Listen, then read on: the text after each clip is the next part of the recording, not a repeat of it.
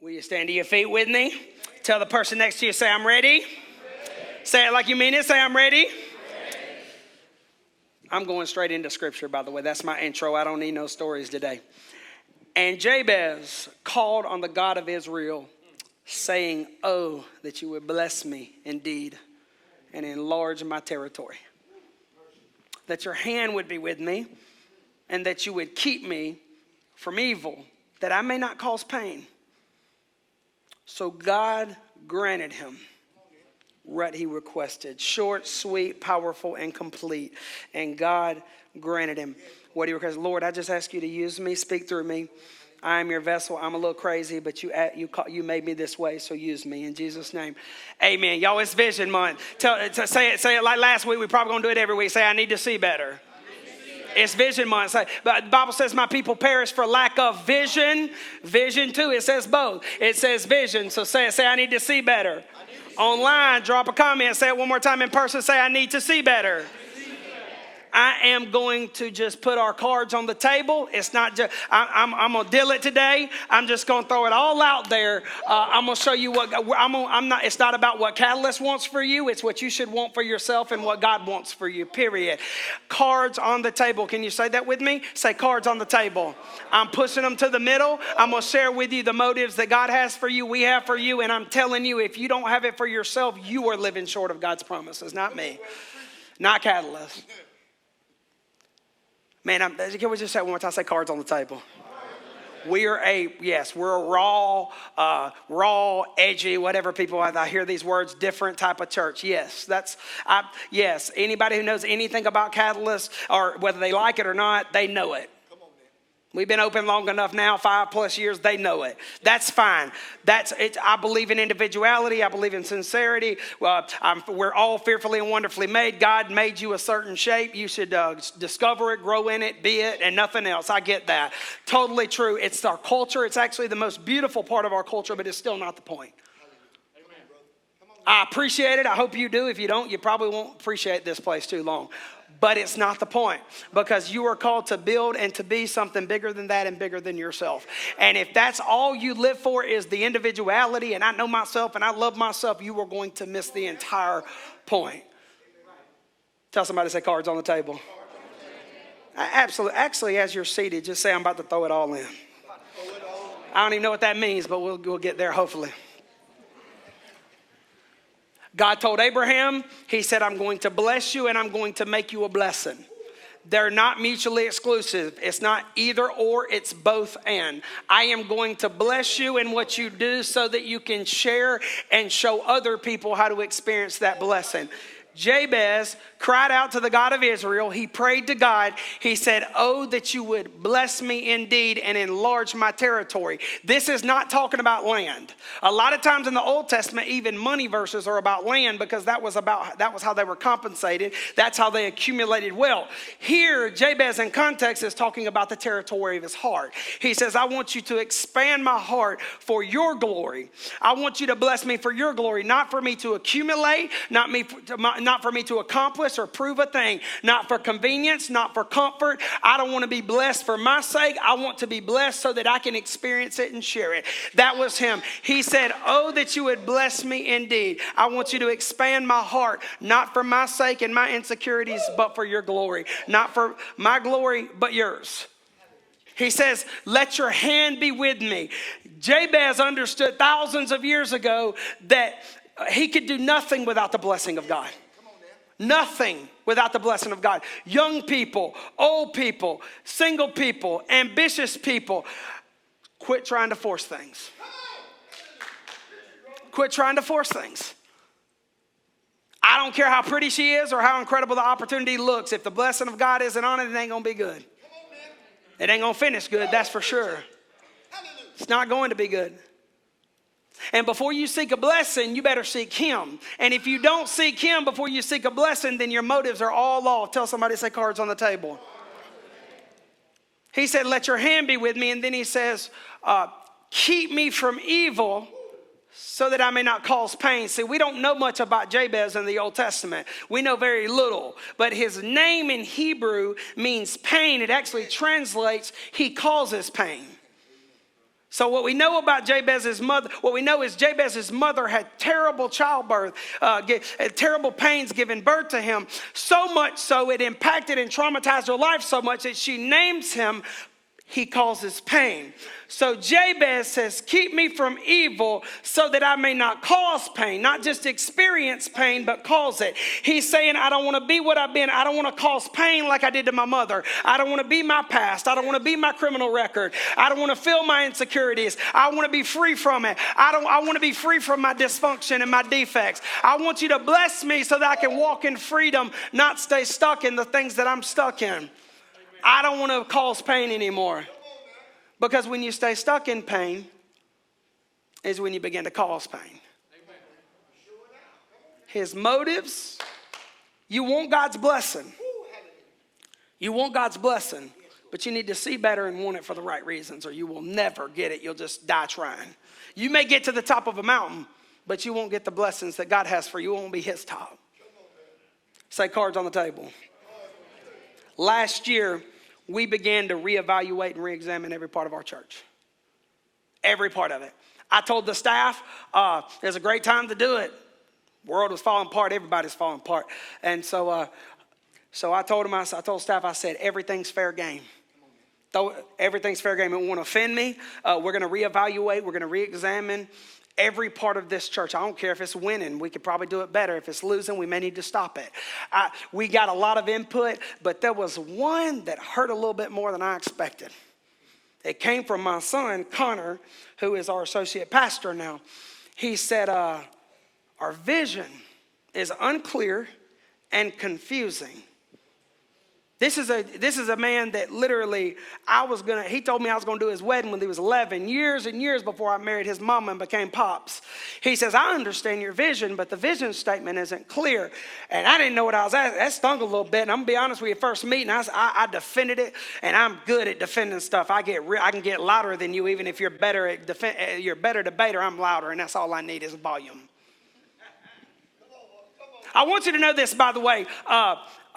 People aren't against you when they criticize you. Just want to throw that out there. We live in a sensitive world. When I say that America is a wonderful place to live, but we need to get a lot better and be better than we used to be about treating people and issues of social inequality and racism, when I say that, they are not mutually exclusive. I am grateful I live here, but we have not arrived. That is not anti-American to say that. That is actually the opposite. When I say that our country can be better, that's because I love it. Not because if I've hit my ceiling, if America has hit our ceiling, there's nowhere to go but down. And so that doesn't make me anti-American to say we are not there yet, not even close, because I don't want to be close yet. You got a friend that really loves you enough to tell you, you are really screwing up right now. You're going to lose your marriage. You're going to lose your job. You're going to have nothing and nobody left. Better wounds from. If a friend will really put the friendship on the line to tell you the truth, that's not against you. The person that will appease you and say, oh, you're doing great when you need to do better, that's a person that's against you, appeasing you. And so when somebody, we've gotten to live in this sensitive culture. And every one of us can you raise your hands right now? All of us. This is our thing now when we're admitting something that is a human problem, not a Democrat, Republican, white, black, Puerto Rican, or Haitian. I just went like old school rap. Nobody understands it. I feel sorry for you. It's all the same in the hip hop nation. You know what I'm saying? Put your hand, say this right now. Say, I'm a snowflake sometimes. Some of you are a snowflake all the time right now. I'm just saying.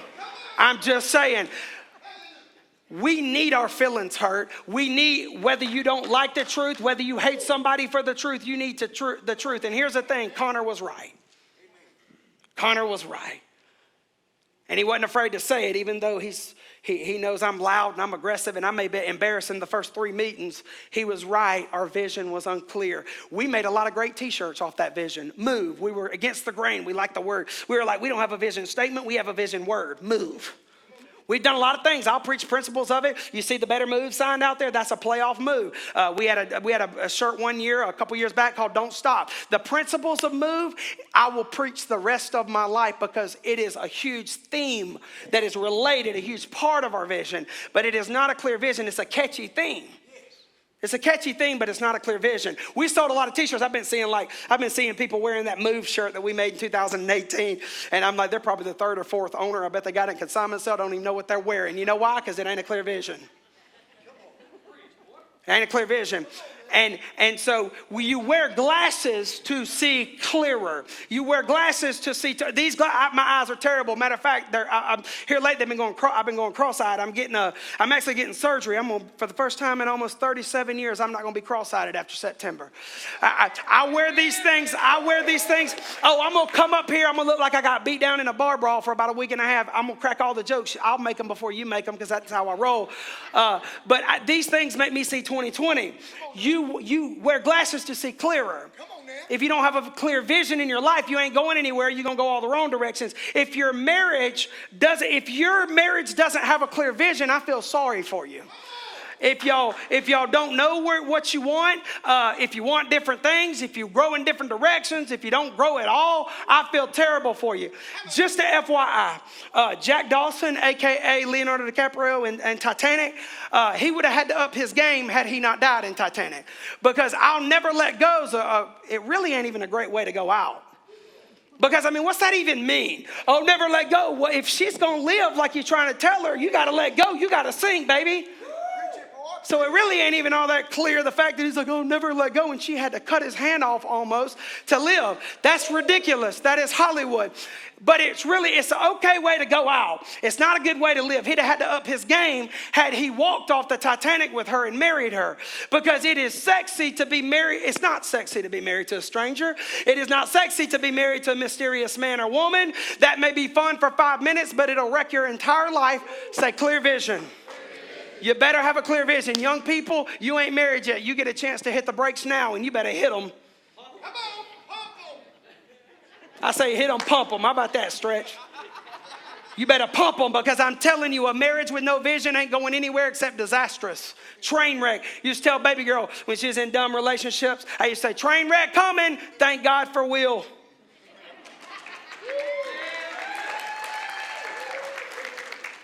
I love the guys. I see them in the street. I tell them you need to come to church, but she wasn't ready and they weren't either. Come on now. Your business, start a business all day. Ain't going anywhere without a clear vision. Ain't going anywhere without a clear vision. Nowhere. Ain't gonna last long. Ain't gonna make much of a difference. Probably ain't gonna make much money. That's why you're gonna close down pretty quick. Reason you struggle with your finances because you don't have a clear vision. I'm just saying, you cut DirecTV and you got Paramount. It's cheaper without DirecTV. Not when you got Paramount Plus, Peacock, Disney Plus, YouTube, Apple TV, the sports channel, because when college football comes around, they don't play enough of your games. And then before you know it, you have major issues with your car and you can't fix them. And you say you're broke. No, you ain't broke. You ain't got a clear vision. You ain't broke. You don't have a clear vision. When people tell me, I've seen it. I've done ministry, so I'm not a know-it-all. I've just seen a lot more situations. I've seen single mothers with one source of income be more generous and manage their money better than couples who have a double income that is more than what me and Angie make, because she don't get paid, but we both work here full time, and they are able to do more with their money because they have a clear vision. And I'm not beating you down. I want you to hear me right now. You need a clear vision. If you don't have a clear vision, you ain't going nowhere. A deer gets caught in the middle of the road. The reason they get ran over is because they just freeze. They don't see nothing. You got to have clarity in your life. And you are not going anywhere, and you dang sure don't need to marry anybody. You don't need to make big decisions until you know what the heck the decision is.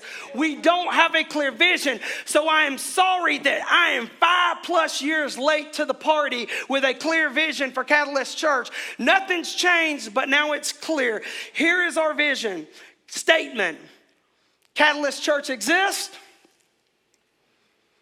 Well, Bill Peoples, the short version, but Catalyst Church exists to love God, love people, and inspire others to do the same. That is it. That is a one-liner. Everything we do, no matter how much we grow, no matter how much we expand, every decision we make, our reason or why comes back to this. Every dime that we ever spend, it will come back to what is the best way that we can love God, love people, and inspire others to do the same. When we have to make difficult decisions that people don't like, I have to make them based on the details that what will put us in a position, just like in your marriage, when you make decisions that your kids don't like, when you have to have hard conversations. My vision, this vision, because this ain't a catalyst vision, this is a Christ-like vision. I don't preach vision based on this building.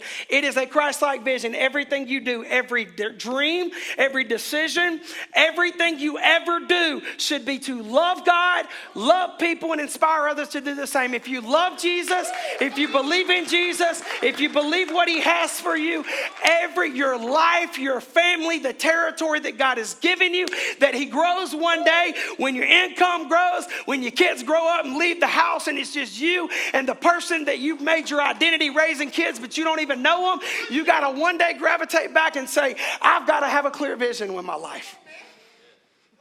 So I'm sorry that I'm late telling you that. That's our vision. That should be your vision. That's all of us. So I'm going to spend the rest of this message. I'm going to tell you what God wants for you, what we want for you, and I want you to want it for yourself. Tell somebody, say, I'm ready.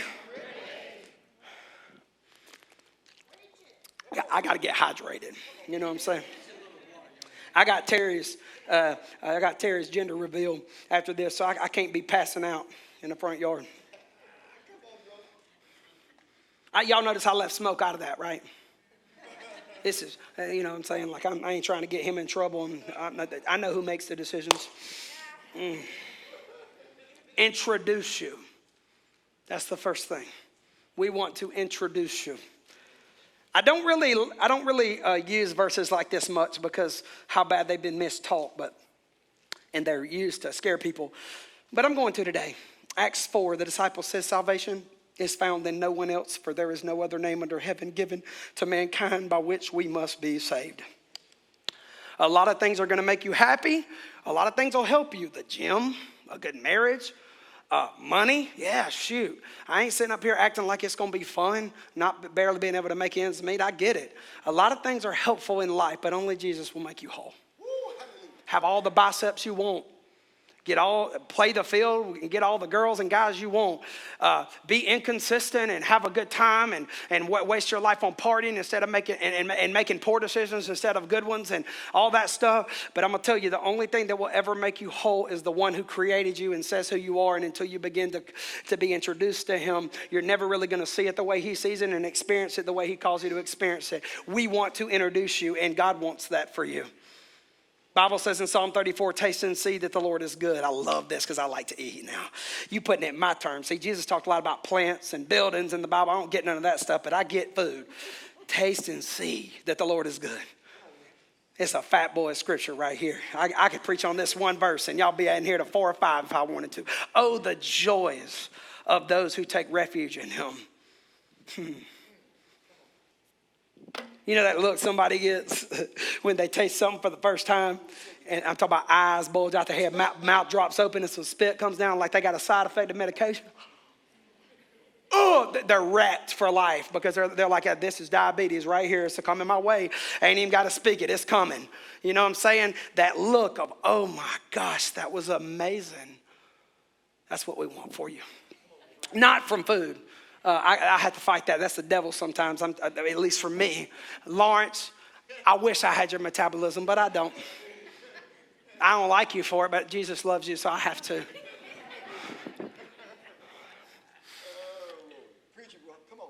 A lot of people love Jesus. You've been in church your whole life. You love him. You believe in him. You're committed to him, but you truly never experienced him on an intimate level. You haven't. The Bible says that we are hidden in Christ. That's an intimate scripture. You love him. You preach about him. Hey, you make decisions based on his teachings.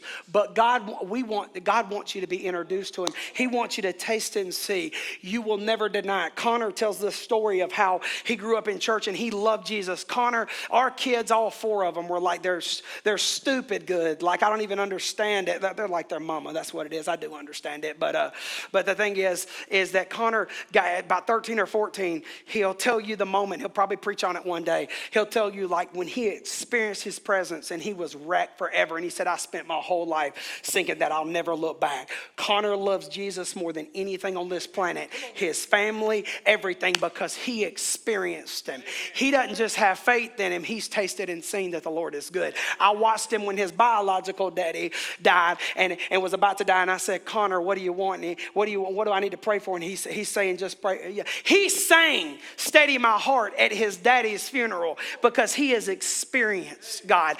And we want you to experience him. We want you to taste and see that he is good. Because it will wreck you. It will ruin you in the best way. You will not deny it. You may get pissed off at God one day because life hits you in the butt. But I'm going to tell you, you will not be able to deny that moment, that time, that season when I was seeking him, I experienced him. We want to introduce you. We may be a little extra. We may push you to the altar, make you raise your hands. You ain't used to that. In high school, you have anxiety attacks when the teacher calls on you. Well, sometimes you need to be called on because God wants more for you than you sitting in that chair shutting up. We want to introduce you. God wants you to be not just know him, not just know about him. He is a friend. He is your father. He wants to give you. How in the world can you feel it? How can you experience his power if he's not invested in you and close to you and connected to you? We want to introduce you. But that's just a start, because I'm telling you, I ain't all about this sticking your foot in the water. That's ridiculous. We ain't doing no shallowing stuff. See, some people are like, oh, I know him. I'm good. Tell somebody, say cards on the table. Cards on the table. We want to take you deeper. Take you deeper. The apostles, they saw Jesus. They saw him raise the dead. They saw him do miracles. Yet the apostles wanted to go deeper. The apostles said to the Lord, Jesus, show us how to increase our faith. Jesus, we want to go to the deep end. We see what you're doing. We see that you're bigger than what we thought. You are blowing our mind, and I don't want to do all this. I want to go the deep end. I want to go deeper. I want to go deeper. Jesus is our standard. That is a basic tenet of Christian faith. That he is our standard, that the Bible, Paul said that we should have the same mind that Christ Jesus had. Well, it says this about how Jesus grew, because if you didn't know it, Jesus also grew. He's our example. He didn't just get spit out looking like the one that died on the cross. He grew. In Luke chapter 2, it says how he grew. It said that Jesus grew in wisdom and in stature and in favor with God and man. So if you want a 3-step process to how you go deeper and what growth looks like in your life, here it is. Number 1 is wisdom. Wisdom. You begin to have wisdom and clarity on the battles that are worthy and the battles that are unworthy. The ones that you need to fight and stand your ground, and the ones that you need to walk away from. The relationships that are worth investing in, the relationships that are saying, hey, I'm sorry, but before I burn this bridge, I'm going to walk away. The word wisdom. Wisdom. See, some of you are cussing people out on Facebook worse than you did 10 years ago. Do you know why that is? It's because you have not gone deeper. You've actually regressed and stepped back. And don't feel bad. That's what a lot of the world did. I'll be honest with you. I've been guilty of it in some seasons in the last few years. Probably more of them than I want to admit up here, because it ain't productive, but just know it is more. Wisdom. I hate Facebook. The reason you hate Facebook is because people like you who, instead of go to your knees, you go to it and you're addicted to it. That's why you hate it. People hate drugs. I hate myself when I'm an addict, but they can't stop doing drugs. Deeper wisdom. Say wisdom. Wisdom. You have wisdom. When you're growing in your life, things that you see things differently. The way you see things changes. It expands. Things that used to bother you don't anymore. You got new things you need to grow through. You're not fighting the same battles you fought 15 years ago, or you ain't growing in wisdom. Two, stature. Stature. Jesus didn't grow in physical stature. We know this theologically. He grew. Woo. He grew. He grew in spiritual stature. He grew in every way because God has called us to grow and go deeper. And we are called to expand. And we are called to expand. See, you should have been the superintendent by now. You should be the supervisor, but you're still punching a clock, and 7 other people that got the promotion that ain't even been at the job as long as you. You know why that is? Because you ain't been growing in stature. Amen. You've been trying to undermine your way to the top and gossip your way to the top. And I understand you were more qualified, but you aren't growing in stature. Because you don't hire somebody for a better role who has all the gifts and talent but no character. Doesn't mean you're bad. It means you need to grow in stature. You need to grow in stature. You should have more money right now. You should have more maturity right now. You are 40 years old and you're still going, you're acting like you're a college kid.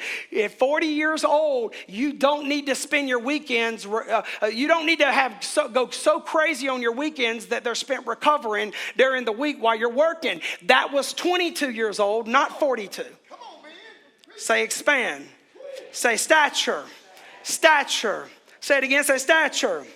You don't stay in the 4th grade. Remember back when we were in elementary school, all my people that are my age, a little bit older, it says, you have been promoted. I used to love that because back in that day, I was kind of iffy. You know what I'm saying? I was like, ooh, I don't know if this is going to work out. My math skills are bad. I failed like 4 out of 5, 6 weeks. It's bad. And we had 6 weeks, didn't we? That even proves I'm bad. You've been promoted to the 4th grade. You're 40 years old. You've been promoted. It's time to step up and take your family and your life and the territory that God has given you seriously. Because God has called us to grow in wisdom and in stature. You shouldn't be having the same priorities as you did on your first child and it's your 3rd child. You shouldn't be spending as much money as you did when you had 17 kids at home. You need to begin at priorities change. Some things need to change in your life. Stature, say stature. The reason you're not getting much out of life is because you haven't grown in stature, which means you can't really handle it or hold it. Come on. Preach it, bro. Wisdom, stature, and it says favor. Favor with what? God and man. Okay, here's the thing. We misunderstand favor. See, favor isn't popular or easy. When we say, accuse a teacher of, you favor them over my kid. By the way, stop doing that.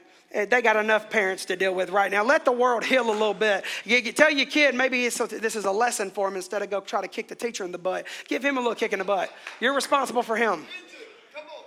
That's from my conversations with principals who were really struggling and teachers because right now everybody's sensitive and right now we need to adjust for other people's sake. Ministry is messier than ever too, but I'm going to tell you, school systems, I feel bad for them. Nobody's getting teaching degrees because of parents. Got friends that went into the corporate world because they can't handle parents coaching. Born coaches but can't handle parents. They shouldn't even have to deal with parents. I need to shut up. Where was I? By the way, I'm trying to remember where I was. Favor. Favor is not easy. We think favor is ease and popular. No, favor got Jesus crucified. Because when you get favor with the right people, it's going to be unfavorable with the wrong ones. You understand me right now? When you're growing in favor, in wisdom and stature, in favor in your life, you are going to go to levels that the people that don't want to go to the level with you, they are not going to like it when you're going to that level. And they are going to say, let's face it, the reason misery loves company is because miserable people that see that you're not as miserable as you were and they used to be miserable with you, they have to look in the mirror or say, man, they're judgmental. They're self-righteous. They think their crap don't stink. No, they don't want to stay on the level that you were on with them for 10 years. Favor often doesn't feel favorable. Often. Most of the time. You're going to get some mountaintops, and I'm going to tell you somebody's going to put you down, and favor is how you grow. Because people in cruise control, man, don't like people who are taking ownership and control of their life. Hey, I'm just saying. Tell somebody, say wisdom, favor, stature. Let me read this verse to you. This is Peter, right? Peter, who was a follower of Jesus, right? Jesus showed him how to grow. Joker was a little cray-cray in the New Testament, probably had some manic depression, definitely bipolar, off the charts. This is him when he wrote his epistle. If you see the Apostle Paul in his beginning writings versus end, his perspective just changed. Peter changed because he grew in wisdom, stature, and favor. Peter says this in his epistle. This is years after Jesus died and resurrected. He said, for this very reason, make every effort to add, go deeper, to your faith. Then he names his qualities. Goodness. And to goodness, knowledge. And to knowledge, self-control. And to self-control, perseverance. And to perseverance, godliness. And to godliness, mutual affection. And to mutual affection, love. These are qualities of what? Whole and healthy people. Growing people. He says, for if you possess these qualities in a what? Read that with me. Increasing measure. In other words, if you're going deeper in them, if they're expanding in your heart. He says, they will keep you from being what? Ineffective and unproductive in your knowledge of our Lord Jesus Christ. In other words, you won't be putting yourself in holes and taking 10 steps back when you take one step forward. You will actually be able to create and sustain some momentum because you go deeper. But whoever does not have them is what? Nearsighted and blind. They don't see clearly. And forgetting that they have been cleansed from their past sins, they forget what God did for them. Do you see that today? People are saying Christianity is a joke because Christians act like a joke. But that's ridiculous. That's as contradictory as what people who hurt you in church did. We're wanting to blame all the time because we are nearsighted and blind. Tell somebody I need to see better. We want to introduce you. Bible says, just so you know, Bible says we are called to grow from glory to glory, faith to faith, that inwardly we are to be renewed day by day. I want to go deeper. I want us to go deeper. That is what God wants for you. That's what we want for you. Say cards on the table. Lose yourself in it. Introduce you, take you deeper, and lose yourself in it, because the presence of God does no good if you don't do something with it. If you don't completely, it is your life source. It is everything. Remember I told you Paul, these guys grew. The book of Philippians, he wrote towards the end of his life. This isn't the Paul who told Corinth, I'm glad I didn't baptize any of you, you bunch of crazy jokers, you got a bad attitude. This is Paul when jealousy from Christian people is why he's in prison. Not people trying to kill him, people who are jealous of him. And this is his response because he was so lost in his relationship with God. He says, no, dear brothers and sisters, I have not achieved it.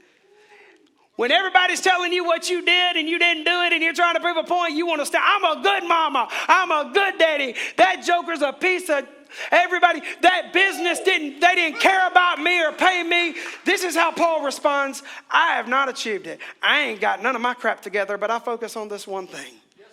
Forgetting the past and looking forward to what lies ahead. I press on to reach the end of the race and receive the heavenly prize for which God, through Christ Jesus, is calling us. He was so lost in his relationship with God that nothing could shake him. He told Ephesus when they were worried, he wrote that to Ephesus, is another letter he wrote. He told him, he said, don't worry about me because this prison cell makes me bow my knees to the Father. This is a man who had lost himself in his relationship with God. You can do that too. It's available. It's not just Paul. It's available to all of us. They thought they were going to die in the storm in the boat. And Peter's just like, yeah, they're going to die. They thought they were going to die in the boat. In the boat, they thought they were going to die. And Peter's man talks like this. I bet y'all wanted that. I ain't done it since Easter. Peter goes in. I guarantee you, everybody's like, oh, he's crazy. He's dead. We about to die. Man, Peter just killed himself. He just went kamikaze on everybody. And they thought he was dead until he was walking on water. They thought you would never get sober. You got to save it to the next time I talk about it. They thought you weren't going to get sober until you did. They thought you couldn't get the degree because of your learning disabilities until you did. They thought that you couldn't redeem your relationship with your kids and turn your marriage around. They thought you couldn't be a millionaire like you've been saying since you were 7 years old until you did. They thought he was crazy. You grew up with no daddy, no mama, no mama or daddy. Your grandparents raised you, or you were in foster care. You are not a statistic, and you are going to show the statistics wrong when you do, when you lose yourself in it. The peace that passes all understanding that can guard your hearts and mind in Christ Jesus. When they criticize you, when you're in a room full of anxiety and panic attack, that's not just available to Paul. That is available to you and me. Lose yourself in it. Don't just go deeper. If he shuts the door on your dreams, it means he's got bigger dreams for you. Quit beating yourself. You've been divorced. You never wanted to be divorced. You wanted to be like your mommy and daddy. Well, you're not. He's got a story for you. Move forward. Lose yourself in it. That's what God wants for you. He wants it for you. And we want it for you. Go deeper. Lose yourself in it. Jesus had joy on the cross. Hebrews chapter 12 says, for the joy set before him, he endured the cross. You know why he had joy on the cross? Because he lost himself in his relationship with his Father. That was his focus. That was his focus. Into thine hands I commit my spirit, even though they're down there picking on him. Lose yourself in it. It's not. It's a real man, a real woman, somebody that really wants to be open and have a life change. You lose yourself in it. That's what you bank your life on. The disciples in Acts chapter 4, this is Peter and John, best I remember.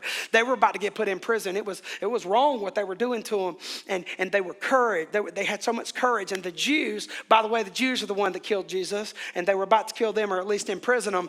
And it says that the Jews, the Pharisees, it says that they were amazed at their courage. They saw that they were untrained, ordinary, in other words, uneducated, average people, probably under average if you're talking about Peter. But they took note they had been with Jesus, a.k.a.